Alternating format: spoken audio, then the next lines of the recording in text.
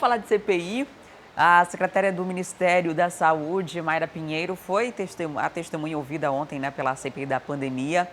Como que foi esse depoimento? Contradições? Ela apresentou aí, ela tinha aquela situação que ela tinha um habeas corpus preventivo em relação a falar ou não sobre Manaus. Ela poderia não falar sobre o período que ela esteve em Manaus, mas ela falou e aí o que a gente viu foi justamente isso, contradições em relação ao depoimento que foi dado pelo ex-ministro da Saúde, Eduardo Pazuello, né? Especificamente ali, principalmente naquela questão da crise de oxigênio, né? Ela trata aí como o dia do conhecimento da falta de oxigênio o dia 8 de janeiro, uma sexta-feira, né? Enquanto o ex-ministro fala que só tomou conhecimento da situação como um todo a partir do dia 10. Né? Então, esse ponto, ela mantém o que ela falou num depoimento à PF lá em fevereiro, né? Ela fez esse depoimento à Polícia Federal em fevereiro, na investigação aberta pelo STF, e ela manteve essa versão agora, e isso acaba complicando um pouco aí o ex-ministro Pazuello, que hoje, inclusive, será votado um requerimento de uma reconvocação dele. Ele certamente vai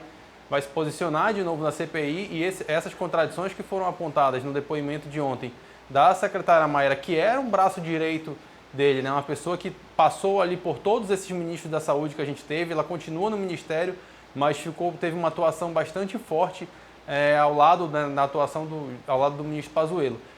Um outro ponto aí de Manaus que foi muito abordado foi em relação à vinda dela a Manaus naquela primeira semana de janeiro. Ela chegou a criticar a estrutura que encontrou por aqui, né, principalmente no atendimento básico. Essa afirmação dela, inclusive, foi rebatida pela Prefeitura de Manaus ontem, um pouco depois do posicionamento dela. A Prefeitura rebateu as declarações dela sobre a estrutura e o atendimento básico que era feito aqui na região, aqui na capital especificamente, e sobre também, né, o aplicativo, o Tratikov, né? Ela chegou a informar que tinha sido hackeado, mas depois se corrigiu ali. Então de novo um ponto, né, que foi abordado pelo Pazuello, lembrando que esse aplicativo foi lançado aqui em Manaus e menos de uma semana depois estava fora do ar, né? Foi lançado em meio àquela situação aqui do oxigênio.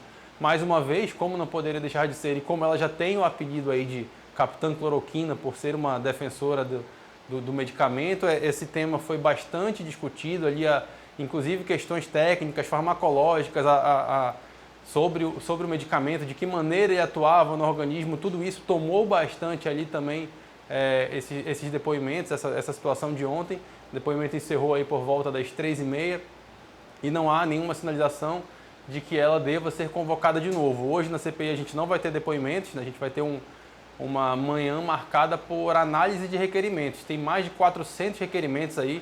Lembrando que a gente tem aí mais 2 meses só para a CPI, né, caminhar. Ela tem um prazo previsto de 90 dias.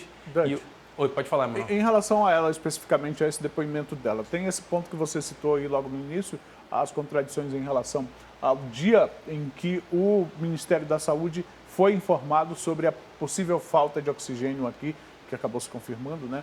Ela diz dia 8, Pazuello diz dia 10. Para além disso, as declarações que ela fez, sobretudo sobre como estava o aparato de saúde aqui em Manaus, pode ter reflexo nesta lista de convocados aqui no estado do Amazonas para falar na CPI sobre a crise enfrentada por aqui?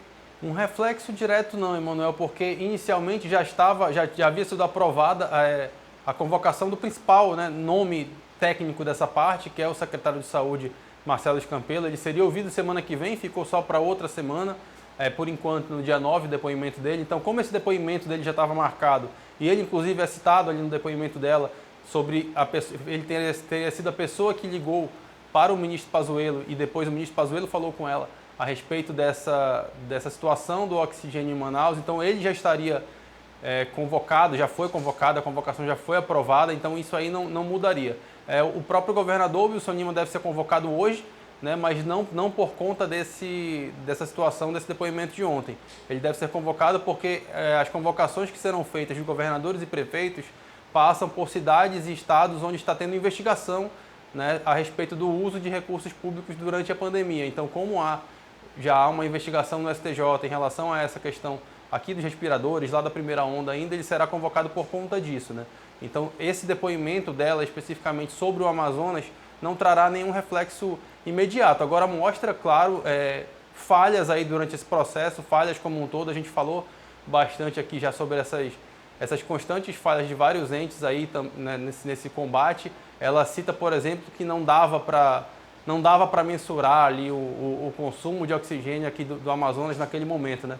Quando todas as evidências, quando você acompanha o número de internados, e a gente vinha acompanhando esse número de internados desde dezembro, só crescendo, só crescendo, só crescendo, você faz uma previsão. É tipo como se você estivesse calculando comida na sua casa. Você mora 6 pessoas, mora 10, mora 14, mora 20, você vai precisar de mais comida, né? Então, parece bem óbvio, bem claro no princípio da administração e quem está nesses cargos de gestão, que dava sim para calcular a previsão de máxima de oxigênio, que pela quantidade de internados que a gente tinha naquele momento, num crescimento ali absurdo, né?